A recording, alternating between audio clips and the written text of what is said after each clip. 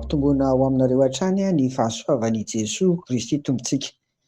Amen. Vavaka ary sika. Misaotra anao izay Tompo raha nomenao an'ity herinandro ity efa hifaraparana ary izao amin'izao zoma izao. Misaotra indrindra Tompo ary mbola fandrinay hatrany ny ara-dalana aminao amin'ny androm-piainanay rehetra. Aza mahafoina mahasaraka anay Tompo amin'ny anaran'i Jesoa. Amen. Misaotra ny Tompo isika raha afaka nijery ny atao mba havelona ny finoana. Ho faranana an'io izany mba ahafahantsika mibanjina zanaka lohahevitra hafa indray ry havako amin'ny herinandro ambony mikasika an'ity lohahevitra hoe velon'ny finoana ny mpino, lohahevitra amin'ny volana septambra ity. Raha ny tena marina ny mpino velon'ny finoana dia tena fantatry Jesoa ary dinidinihany andro aman'alina iresahany amin'ny alalan'ny fanahy masina.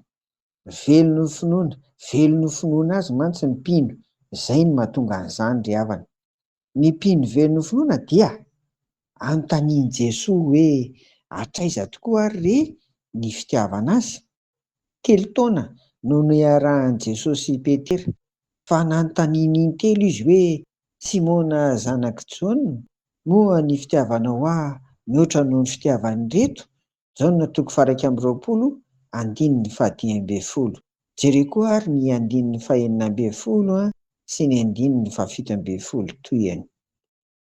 Ry havana, ny mpino velon'ny finoana dia manana fitiavana lalipaka ifamatorany amin'i Jesoa.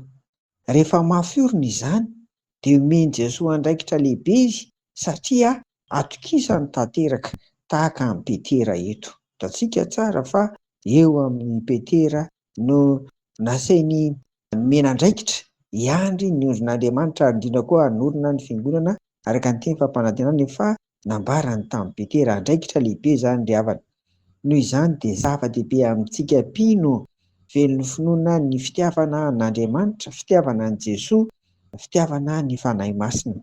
Raha manontany ianao koa ary Jesoa amin'izao anio izao mikasika ny fitiavana azy dia ahoana ny valin-teninao? Mifanitsy na mitovy ve ny fahitan'i Jesoa anao sy ny fahitanao ny tenanao? Feny ary havana dia izao. Velon'ny finoana ny mpino tian'i Jesoa amin'ny fitiavana tsy mety levona. Amen. Vavaka ary sika. Misaotra anao ary izay Tompo fa endriky ny fifandraisana lalipaka eo aminay sy ianao Jesoa Kristy no mahavelona ny finoanay ary iray amin'ny anehoanay an'izany ny fitiavana anao. Koa engane Tompo mba ho velona mandrakariva ary indrindra ho mafy orina ao aminao ireny ihany ny fitiavanay dia ny fitiavanay anao Jesoa Kristy. Dia amin'ny anaranao no naovanay an'izany vavaka izany sy hametrahanay ny fiainana iray manontolo eo am-pamakivakiana an'ity tontolo andro ity. Amen. Ho aminareo hatrany ny fiadanan'i Jesoa. Amen.